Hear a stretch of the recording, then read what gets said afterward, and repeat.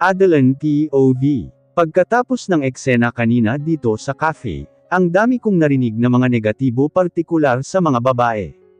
Kilala ba niya kung sino yung nakabangga niya? Baka pulutin siya sa kangkungan. Sabi ng isang babae, na ang itsura mataray at nakarating naman sa pandinig ko, habang ang sama ng tingin nila sakin. At patuloy lang ako sa aking ginagawa. Wala akong pakialam sa kanila. Ang sabihin mo, matapang lang siya, kasi dahil kay Miss Tamara. Sagot naman ng pangalawa, wala na talaga silang ginawa, kundi magchismisan sa loob ng cafe. I wonder why, kung sino ang babaeng yan. Singit naman nung pangatlo, dahil tatlo nga silang nagchichismisan, nagkibit-balikat lang ako, at patuloy pa rin ako sa aking ginagawa, nang biglang sumigaw si Miss Tamara. Nagulat pa ako, dahil muntik nang matilapon ang hawak kong tasa ng kape. Ano, tapos na ang eksena, pwede na kayong lumayas sa coffee shop ko. Supi, masungit na bulalas ni Miss Tamara sa tatlong kababaihan. Nakita ko naman sa mukha ng tatlo, na may takot sila kay Miss Tamara. Agad naman nagsialisan ang tatlo. At yung iba naman nagstay pa. Pero yung mga staff bigla silang nagsibalikan sa mga trabaho nila, dahil nilakihan sila ng mata ng amo namin. Hindi ko rin napigilan ang napahahikjek sa ginawa niya. Dahil halata naman natakot sila sa amo namin. Kung sabagay mataray talaga si Miss Tams. Hoy beauty ano, kamusta ka na? Nagulat pa ako sa tanong niya sa akin, na akala mo naman may problema akong dala, kaya naman sinagot ko siya at ngumiti pa ako. Okay lang naman ako ma'am, eto ma-beauty pa rin, nakangiti kong sagot sa kanya, ngunit nakita ko pa siyang napakunot noo. Kaya naman napatigil ako sa aking ginagawa. Miss Josa, sino yung lalaki kanina? Mukhang suplado no. Guwapo na sana, kaso daig pa ang pinaglihi sa santol sa sobrang asim ng mukha, nakasimangot kong tanong kay Miss Tam. Pero nahimasmasan ako, nang naalala ko ang last part sa sinabi ko, at hindi ito nakaligtas sa dalaga kong amo. Kung sabagay guwapo naman siya, nakangisi niyang sagot sa akin, pansin ko din tong dalaga kung amo laging nakangisi. Pero naku ha, wag mo na yun intindihin, basta kapag nakita mo siya, kung pwede lang umiwas ka na, lalo na kapag wala ako ha, may pagbabala pa niyang sagot sakin. Napakunot noon naman ako sa sinabi niya. Bakit sino ba yun, at parang ang angas ng dating, akala mo kung sino ha? Sabi ko pa sa amo ko, na akala mo naman barkada lang kami kung umasta ako sa kanya. Sabihin na lang natin na isa siyang dragon, sagot niya sakin, na para bang baliwala sa kanya ang kanyang sinasabi, pero napansin ko sa kanya na parang may galit siya sa lalaking yun. Kung sabagay hindi ko naman misisi ang amo ko, dahil kakaiba talaga ang lalaking yun, ang sama pa ng ugali. Talaga Diyosa, dragon yun. Kung sabagay itsura pa lang niya. Natatawa ko naman na sagot sa amo kong dalaga, at eto na naman tumatawa siya at biglang tumigil. Alam mo beauty, sa totoo lang, eto ang kauna-unahang pagkakataon, ngayon lang nangyari kay Frederica. Biruin mo, ikaw lang pala ang makakagawa sa kanya, in fairness ha, walang nangyaring masama sa'yo. Parang proud pa siya sa sinabi niya sa akin, pero bigla akong kinabahan sa sinabi niya, walang nangyaring masama sa akin, kaya naman tinanong ko siya ulit. Bakit Miss Tam, sino ba yun? Di ba sabi mo kanina dragon, nananakit ba yun ng tao? Nag-alala kong tanong sa kanya, dahil hindi ko rin maalis sa isip ko na hindi matakot, dahil nakita ko sa mata ng taong yun na nagbabaga ang galit niya sa akin, lalo na nang sinadya ko na talaga na binuhos ang kape sa harapan pa niya, napangiwi pa ako sa aking naisip. Naghihintay naman ako na sumagot ang amo kong babae, ngunit tinitigan lang naman ako mula ulo hanggang paa, tapos pang ising-isi na naman. Kinakabahan ako kapag ito ang ngumisi, parang may binabalak na hindi maganda. Alam ko na kung bakit hindi kanya sinaktan beauty. Patango-tango pa niyang sagot sa akin, habang nakahawak sa kanyang baba, na akala mo may nakakamangha sa nangyari, which is meron nga naman, yun nga lang kakaiba. Naguguluhan man ako pero hinayaan ko na lang, saka naisip ko din ang sinabi niya sa akin ng lalaking yun, kumukulo talaga ang dugo ko kapag naiisip ko, katulad na lang ngayon para gusto ko siyang tirisin sa utak ko, kung pwede lang. Buti nga sa kanya ang yabang niya, saka hindi ako takot doon no. Kahit siya pa ang anak ng presidente ng Pilipinas, himutok ko kay Miss Tam, dahil nanggagalaiti talaga ako sa taong yun, wag lang magkikita ang landas namin. Oo tama yan Beauty, para naman mabawasan ang hangin sa utak nun, pagsang-ayon naman niya sa akin, na akala mo tuwang-tuwa sa sinasabi ko, na para bang may galit talaga ang amo ko sa lalaking yun, hindi kaya ex niya. Pero bakit parang ang tindi ng galit mo dun Miss Tamara? Hindi ko mapigilan na itanong sa kanya, dahil nawawalan na ako ng hiya. Wag mo nang tanungin malalaman mo din soon Beauty, dahil alam ko magkikita pa kayo ng dragon na yun, sagot niya sa akin na may makahulugang tingin, dahil hindi ko naman siya maintindihan, nagkibit balikat na lang ako. Pero hindi talaga mawala sa utak ko yung sinabi niya, buti hindi ako sinaktan, kaya napaisip tuloy ako. Nananakit kaya yun ng babae? Kausap ko sa sarili ko. Hay mag-aalas 7 na pala, kaya naman pa-out na ako sa cafe. Miss Tamara aalis na ako Bavus. Sigaw ko pa sa kanya, palabas na sana ako nang pinigil niya ako, at napatigil pa ako sa pagtakbo palabas, na sana sa kanyang coffee shop. Wait Beauty, ganting sigaw niya sa akin, ngunit nang nakalapit siya ay naaninag ko sa akin mata, na may pag-alala sa kanyang mukha. Umuwi ka na kaya Adi, total bukas may pasok ka naman ulit, you need a rest you know. Bulalas niya sa akin at mukhang nag-aalala ang itsura, kung sa bagay ganyan naman talaga siya, at alam din naman niya na hindi ako uuwi ng ganitong kaga. Naku Miss Tamara wag na, kaya ko pa naman, isa pa maaga pa sagot ko sa kanya sabay turo sa labas, kahit alam ko naman na padilim na rin, napailing na lang siya sa sinabi ko. Ikaw bahala basta yung sinabi ko ha kanina, huwag kang lalapit kapag nakita mo ang lalaking yun, paalala pa niya. Ang alin kaya yung sinabi niya, hindi ko kasi matandaan, kaya naman sinagot ko na lang, kahit hindi ako sure sa sinabi ko sa kanya. Okay tatandaan ko, huwag kang mag-alala, parang sure ko pang sagot sa kanya. At nagpaalam na ako, dahil baka malate ako ay sayang naman ang pera. Papunta na ako ngayon sa next part-time job ko, dahil dito isa naman akong waitress ngayon sa isang Korean food. Syempre sa loob din ng hotel kung saan ulit ako nagwo-work. Malawak at malaki ang hotel, sa totoo lang maraming cafe shop at mga restaurant sa loob, buti na lang natanggap ako bilang part-timer, hindi naman problema ang mga nagiging manager, kasi wala daw sa degrees makikita ang kahusayan kundi sa gawa, kung sa bagay tama nga naman. Pero si Miss Tamara hindi naman ata siya manager lang, para kasing may-ari na siya sa cafe na yon. Pagdating ko sa loob ng kusina aligaga ang lahat, para silang hinahabol ng mga tigre sa mga itsura nila, kaya naman tinanong ko ang isa kong kasamahan.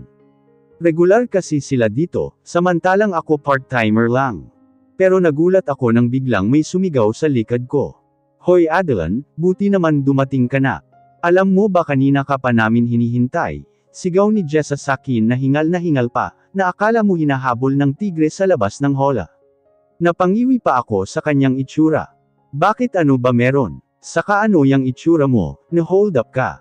Maang kong tanong sa kanya, ngunit sinaman lang ako ng tingin, dahil mukha naman siyang seryoso kasi, kaya nakipag-sign piece na lang ako sa kanya gamit ang aking daliri.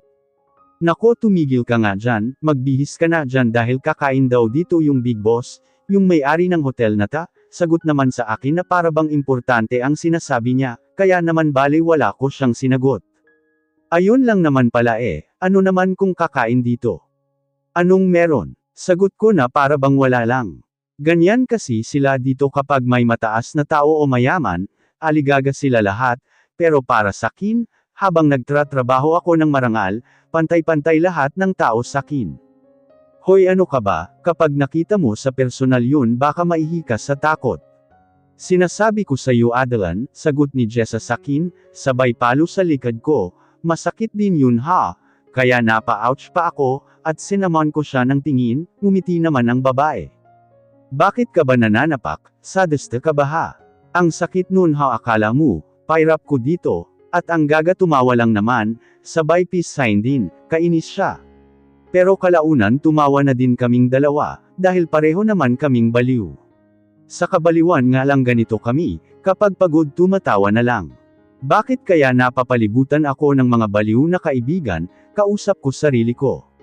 Naku sorry friend, ikaw naman kasi hindi ko alam kung saan nanggaling yang fighting spirit mo, Kasi kahit sino wala ka talaga kinakatakutan, pero mas bilib na ako sa'yo kapag mapaamo muna ang big boss dito sa hotel. Mahaba-haba niyang litanya sa akin, na para bang big deal talaga sa kanya ang sinasabi niyang big boss. Alam mo Jessa kung bibigyan ba ako ng pera niyan para paamuhin ko, kahit gaano kabangas na tigre susubukan ko, basta ba may pera. Pabiro ko naman sagot na may katotohanan, dahil sabi ko nga basta may perang involved kahit ano gagawin ko. Syempre wag lang magtinda ng puri dahil labas ako dyan. Ikaw talaga Adi, basta tungkol sa pera ang bilis kuminang ng mga mata mo, daig mo pa ang may anak na 1 dosenang pinapakain sa triple mong pagod sa kakatrabaho. Sagot ni Jessa sa akin na may pag-alala sa kanyang tono, nginitian ko naman siya, at pinasigla ko pa ang aking boses. Aba syempre no, yun ang mahirap hanapin, pera. Kaya kung may bayad sige ba, kahit ano basta pera, pabiro kong sagot sa kanya, napailing na lang ang aking kaibigan sa sinabi ko sa kanya. Ngunit nagulat na naman ako, dahil sa sigaw ng manager namin, dahil pumasok pa siya sa loob ng kitchen. Na hindi naman niya ginagawa dati pa. Ngayon lang talaga. Okay, double time tayo girls. Sigaw niya sabay sulyap pa sa akin, na akala mo nabuhayan siya ng loob. Parang ganon naman lahat sila nang nakatingin sa akin. Kaya napangiwi pa ako sa kanilang lahat.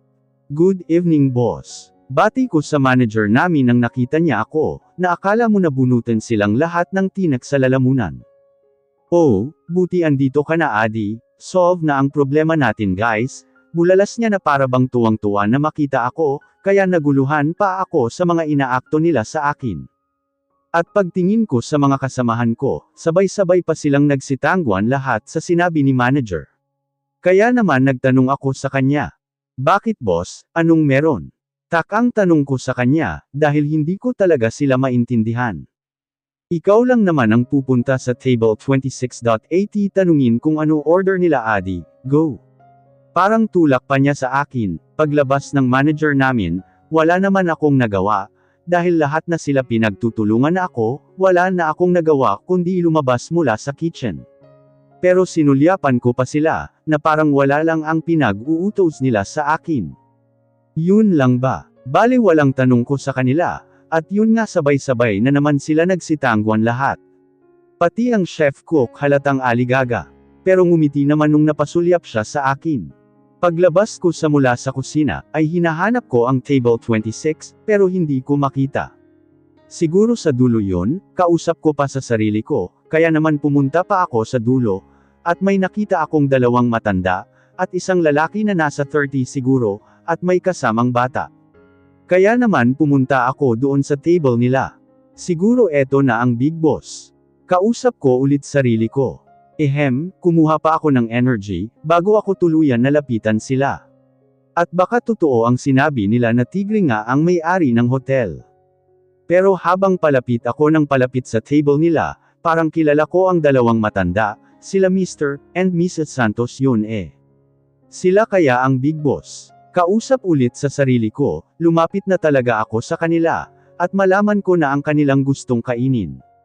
Excuse me ma'am, sir may I have your order please? Magalang kong tanong sa kanila, at si Mrs. Santos parang nakilala pa ako, dahil halata sa kanyang mukha na nasiyahan pa ata sa akin.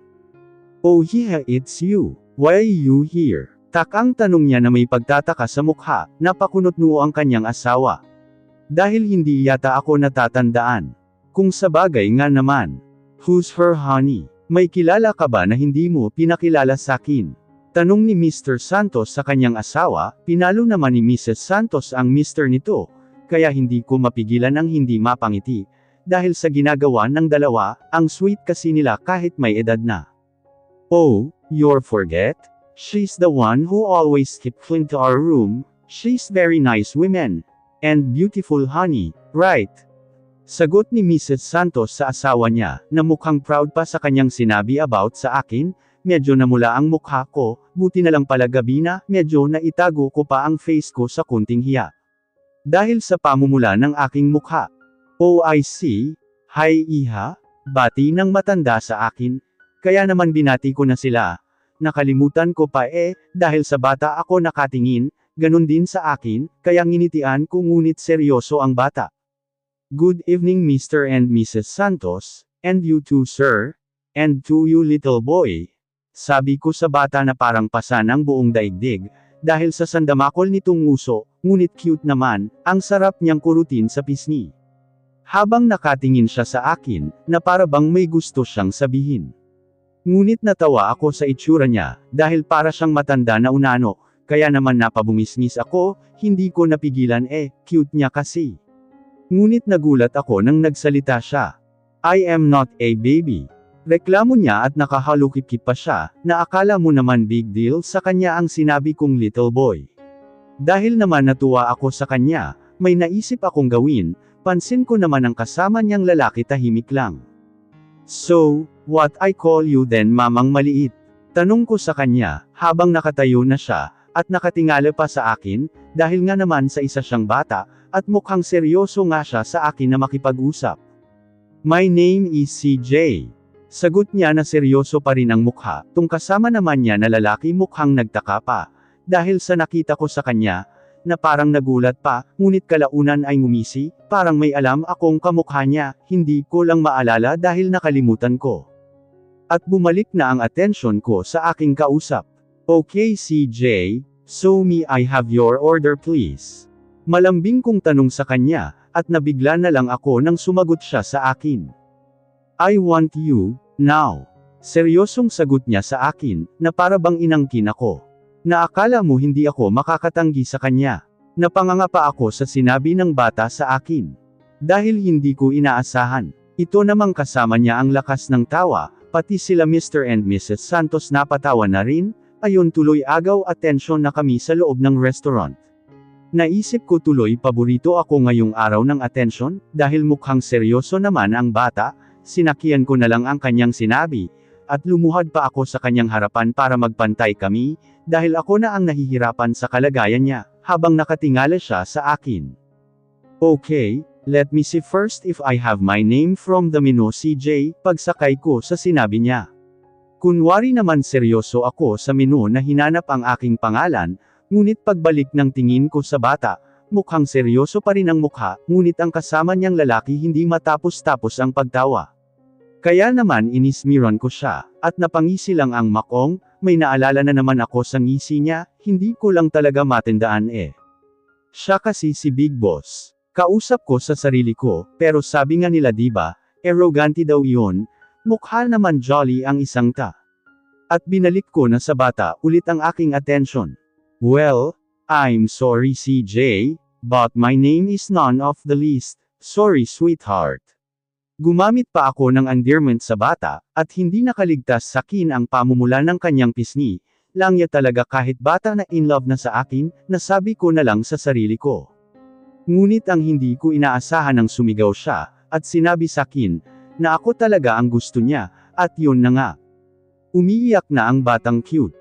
Natarante pa ako sa ginawa niya, dahil akala ko hindi iyakin ang batang to, hindi ko alam kung matuwa ba ako or may iyak na rin. Kanina lang parang matanda lang